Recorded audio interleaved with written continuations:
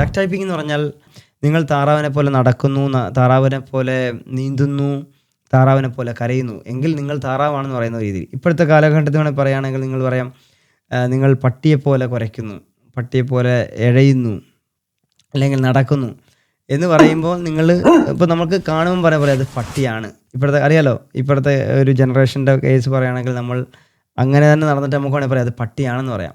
അതേപോലെ തന്നെ ആണും പെണ്ണും, ആണായിട്ട് നടക്കുന്നു, പെണ്ണായിട്ട് നടക്കുന്നു എന്ന് വെച്ചാൽ ജെൻഡർ മാറിക്കൊണ്ട് വ്യത്യസ്തമായ ജെൻഡറുകളിൽ നടക്കുന്നു. അപ്പോൾ നമുക്ക് വേണമെങ്കിൽ അത് പെണ്ണെന്ന് പറയാം. എന്നാൽ അത് അത് പോളിമോർഫിസം ആണോ എന്ന് ചോദിച്ചു കഴിഞ്ഞാൽ അല്ല. കാരണം നിങ്ങളുടെ DNA ചെക്ക് ചെയ്ത് കഴിഞ്ഞാൽ DNA വരുന്നത് പട്ടിയുടെ അല്ലല്ലോ, മനുഷ്യൻ്റെ അല്ലേ.